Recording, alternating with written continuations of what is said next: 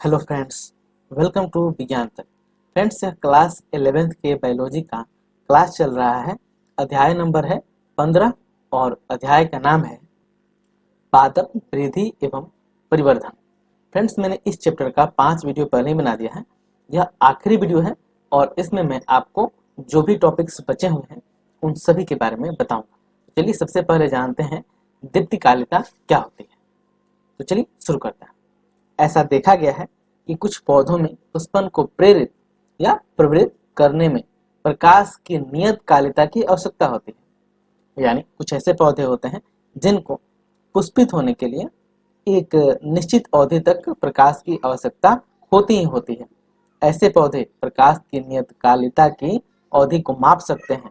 उदाहरण स्वरूप कुछ पौधों में क्रांतिक अवधि से ज्यादा प्रकाश चाहिए अवधि से ज्यादा प्रकाश की अवधि चाहिए, जबकि कुछ पौधों में प्रकाश की अवधि संकट क्रांति अवधि से कम चाहिए, जिसके कि दोनों तरह के पौधों में पुष्पन की शुरुआत हो सके।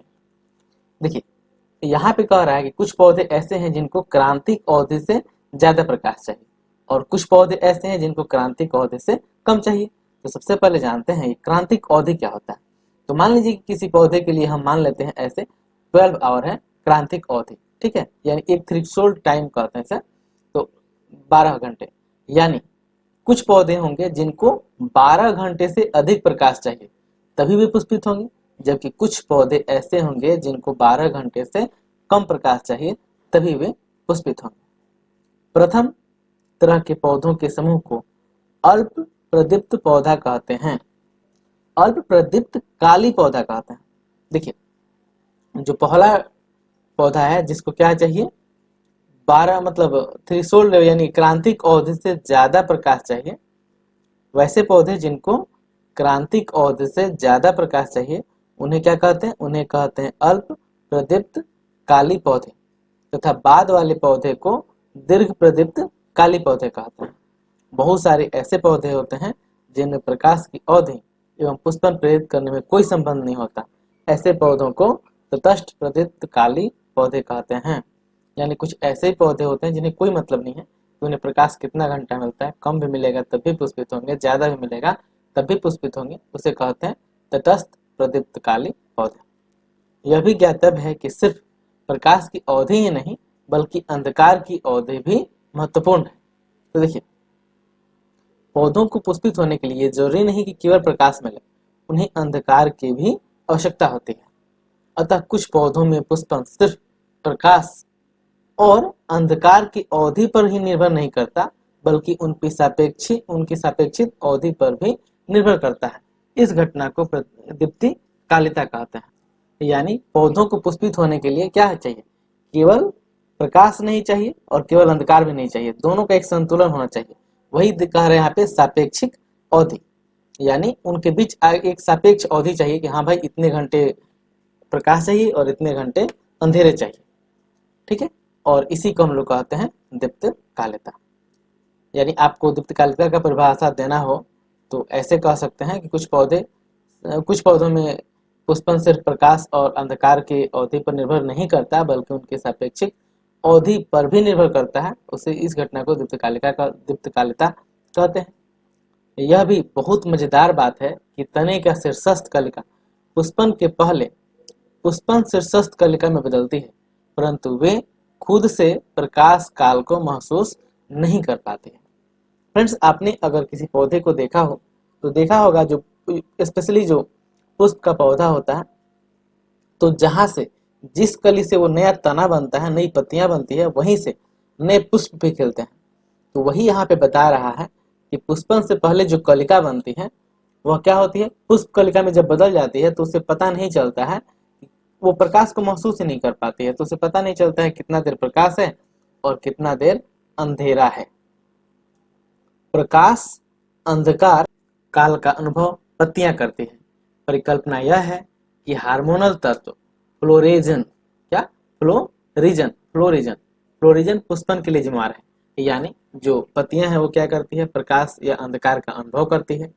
और ऐसी परिकल्पना है, यानी अभी तक सिद्ध नहीं हुआ है, ऐसा कल्पना किया जाता है कि एक हार्मोन है जिसे फ्लोरिजन कहते हैं, यही पुष्पन के लिए जिम्मेदार है। यानी पत्तियां जब प्रकाश और अंधकार को ग्रहण करती है तो एक हार्मोन बनाती है जिसे फ्लोरिजन कहते हैं, और इसी हार्मोन के सहायता से पुष्पन होता है। फ्लोरिजन पत्ती से तना कलिका में पुष्प प्रेरित करने के लिए तभी जाती है जब पौधे आवश्यक प्रेरित दीप्त काल में अनावृत होते हैं। यानी वो ये जो फ्लोरिजन हार्मोन है जो कि काल्पनिक है, वो तभी जाता है जब पौधे को एक निश्चित अनुपात में क्या हो, दीप्त काल मिला हो, यानी निश्चित अनुपात में उसको अंधेरा भी मिला हो और प्रकाश भी मिला हो। ठीक है, इसको आप मैं फिगर के माध्यम से भी यहाँ दिखा देता हूँ। देखिए, ये देखिए, यह दीर्घ दीप्तकाली पौधा है जिसको क्रांति दीप्त काल से अधिक जब प्रकाश मिलेगा तभी ये देखिए अधिक प्रकाश मिलेगा तब पुष्पित होगा, और जो अल्प प्रदीप्तकाली पौधा है उसको कम प्रकाश मिलेगा, यानी क्रांतिक दीप्त काल से कम प्रकाश मिलेगा तभी पौधा पुष्पित होगा, नहीं तो पुष्पित नहीं होगा। और ये तीसरा था जिसे हम लोग तटस्थ प्रदीप्तकाली पौधा कहते हैं या फिर दिवस निरपेक्ष पादप कहते हैं। इसमें कोई जरूरी नहीं है कि कितना देर प्रकाश चाहिए, कितना देर अंधेरा चाहिए, ये तो अपना हमेशा पुष्पित होता ही रहता है। चलिए अब समझते हैं वसंतीकरण। ठीक है, कुछ पौधों में पुष्पन गुणात्मक या मात्रात्मक तौर पर कम तापक्रम में अनावृत होने पर निर्भर करता है, इसे ही वसंतीकरण कहते हैं। यानी कुछ ऐसे पौधे होते हैं जिन्हें क्या है, कम तापक्रम चाहिए, यानी कम ताप पर वो अनावृत होंगे, उनको कुछ समय तक कम तापक्रम चाहिए तभी वो पुष्पित होंगे, यानी वो आगे वृद्धि करेंगे, नहीं तो नहीं करेंगे। जैसे गेहूं वगैरह होता है, उसको क्या है कि उसको 1-2 महीना पहले रोपा जाता है, यानी ठंडी से पहले, जब ठंडी रहती है तभी रोपा जाता है, और वो ठंडी में जब कुछ समय तक ठंडा तापमान में रह लेते हैं तब वो क्या होते हैं, पुष्पित होते हैं और उनमें फिर फल वगैरह या बीज लगते हैं। इसी घटना को क्या कहते हैं, वसंतीकरण कहते हैं। फ्रेंड्स, आप मेरा टेलीग्राम ग्रुप विज्ञान तक ज्वाइन कर सकते हैं, जहाँ पे मैं नोट्स वगैरह डालते रहता हूँ, साथ ही आने वाली वीडियो का नोटिफिकेशन भी वहाँ पे आपको मिल जाता है। और अगर आपको यह वीडियो अच्छा लग रहा हो तो इसे आप लाइक कीजिए, अपने फ्रेंड्स के साथ शेयर कीजिए। कोई शिकायत या सुझाव होगा उसे भी कमेंट बॉक्स में लिखते चलेगा। यह अकालिक प्रजनन परिवर्धन को वृद्धि मौसम में तब तक रोकता है जब तक पौधे परिपक्व न हो जाए। ठीक है, यह और क्या करता है कि प्रजनन को रोक के रखता है। कब तक रोकता है, जबकि पौधे परिपक्व न हो जाए। जब पौधा परिपक्व हो जाता है तो फिर उसमें प्रजनन होता है। बसंतीकरण कम ताप काल में पुष्पन के प्रोत्साहन को कहते हैं। तो बसंतीकरण किसे कहेंगे कि कम ताप काल में पुष्पन को जो प्रोत्साहित करेगा उसी को बसंतीकरण कहेंगे। उदाहरण के तौर पर भोजन वाले पौधे गेहूं, जौ तथा राई की 2 किस्में होती हैं, जाड़े तथा बसंत की किस्में। बसंत की किस्में साधारणतः बसंत में बोई जाती है, जो बढ़ते मौसम की समाप्ति के पहले फूलती एवं फलती है। ठीक है, तो जो बसंत की किस्में है वो पहले ही वो बसंत के ऋतु में रोपी जाती है। और आप बसंत की ऋतु को तो अच्छे से पहचान सकते हैं, जो सरस्वती पूजा होता है वो बसंत की ऋतु में ही होता है। जाड़े की किस्में यदि बसंत में बोई जाती हैं तो वह मौसम से पहले न तो पुष्पित होती है और न ही फलती है। ठीक है, तो इसलिए जो जाड़े वाली फसल है उसको ठंडी चाहिए, और जब तक ठंडी नहीं मिलेगी तब तक वह पुष्पित नहीं होगा, इसलिए वह शरद काल में बोई जाती है। ये अंकुरित होते हैं और नवोदित के रूप में जाड़े को बिताते हैं, फिर बसंत में फूलते हैं एवं फलते हैं तथा मध्य ग्रीष्म के दौरान काट लिए जाते हैं। तो अपने गेहूं में जैसे मैंने बताया आपको, गेहूं को देखिएगा तो ये नवंबर दिसंबर तक रोक दिया जाता है हम लोग के यहाँ, क्योंकि इसको ठंडी चाहिए। फिर ठंडा के बाद बसंत आता है, तो बसंत में फूलते और फलते हैं, और लास्ट में जब गर्मी की ऋतु आती है तब उसे काट लिया जाता है। बसंतीकरण के कुछ उदाहरण द्विवर्षी पौधों में भी पाए जाते हैं।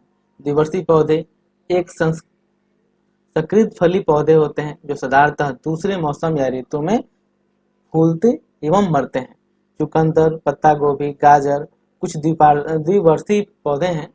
एक द्विवर्षी पौधे को कम तापक्रम में अनावृत कर दिए जाने पर पादपों में बाद में दीप्तकालिता के कारण पुष्पन की अनुक्रिया बढ़ जाती है।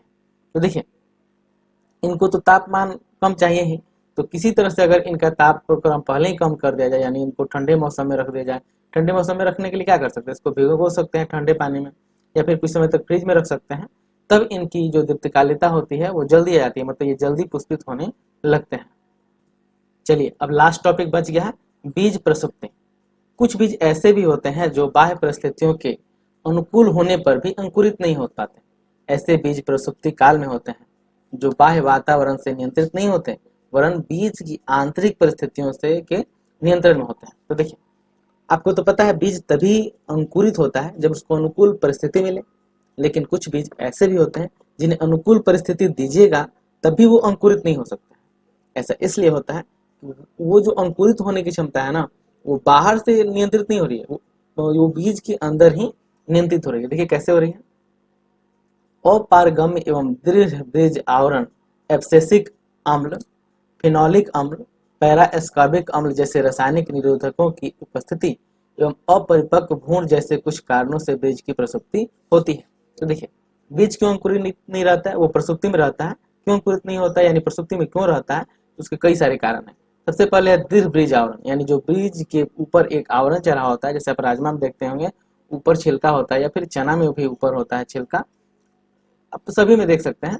तो जब तक वह जो उसका आवरण है वह घिस करके या फिर वो पतला ना हो जाए, या फिर उसी में एब्सेसिक अम्ल होता है, लिनोलिक अम्ल होता है, पैराएस्कॉर्बिक अम्ल होता है, ये सब कुछ रसायन जब तक उसमें से कम नहीं होता है या समाप्त नहीं होते हैं, तब तक पौधे की प्रसुप्ति समाप्त नहीं होती है और पौधा अंकुरित नहीं होता है। प्राकृतिक तरीकों एवं अन्य कृत्रिम उपायों से इसे हटाया जा सकता है। उदाहरणतः बीज आवरण के अवरोध को चाकू, सैंड पेपर जैसे यांत्रिक अपघर्षण तथा तीव्र हलन द्वारा हटाया जा सकता है। यानी अगर आप उस बीज के ऊपर जो आवरण है उसे सैंड पेपर से घिस देते हैं या फिर चाकू से काट देते हैं, तो क्या होता है, वो बीज जल्दी अंकुरित हो सकता है। प्रकृति में यह अपघर्षण सूक्ष्म जीवों की अभिक्रिया द्वारा तथा अथवा जंतुओं के पाचन नाल से होकर गुजरने से हो सकता है। तो देखिए, ये प्रसुप्ति हटाने के लिए मनुष्य तो चाकू से या सैंड पेपर से, मतलब चाकू से काटता नहीं है या सैंड पेपर से घिसता नहीं है। तो ये काम क्या करते हैं, सूक्ष्म जीव करते हैं। सूक्ष्म जीव क्या करते हैं, जो आवरण होता है उसको खत्म करते हैं या उसमें के जो अम्ल है उसको समाप्त कर देते हैं।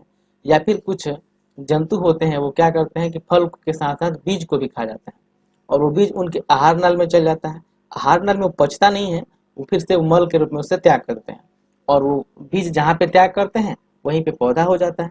आपने पुराने घरों पे या कई जगहों पे दीवारों में बीच में पौधा देखा होगा, कहीं पीपल का पेड़ निकल जाता है, ऐसे कई तरह के आपने पौधे देखे होंगे जो दो दीवारों के बीच में जम जाता है या ईंटों पे जम जाता है। ऐसा कैसे होता है, यह तभी होता है जब कोई पक्षी पीपल के वो फल होता है जो उसके अंदर बीज होता है उसको खा करके और आता है, इधर मल त्याग करता है कहीं दीवार पर, तो वही बीज फिर से क्या होता है, अंकुरित हो जाता है।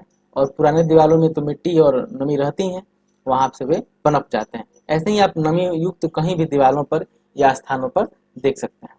निरोधकों के प्रभाव को द्रुत शीतन परिस्थितियों अथवा जिब्रेलिन अम्ल या नाइट्रेस के उपयोग द्वारा हटाया जा सकता है। अब जो निरोधक होते हैं, यानी जो ये आवरण है या फिर एब्सेसिक एसिड है, इन सब चीजों को हटाने के लिए आप जिब्रेलिक अम्ल या नाइट्रेस का भी उपयोग कर सकते हैं। पर्यावरणीय परिस्थितियों जैसे कि प्रकाश तथा तापक्रम ऐसे कुछ उपाय हैं जिन्हें बीज की प्रसुप्ति हटाने के लिए उपयोग किया जा सकता है। इसके अलावा प्रकाश और तापक्रम से ही बीज की प्रसुप्ति को हटाया जा सकता है, जिससे पौधे क्या होता है, अंकुरित हो जाते हैं। फ्रेंड्स, इसी के साथ यह चैप्टर समाप्त हुआ है। यह पूरा वीडियो आपको कैसा लगा है कमेंट करके जरूर बताइएगा। अच्छा लगा है तो अपने फ्रेंड्स के साथ शेयर कीजिएगा। कोई शिकायत या सुझाव हो उसे कमेंट बॉक्स में लिख सकते हैं। यह वीडियो देखने के लिए आपका बहुत बहुत धन्यवाद। बाय।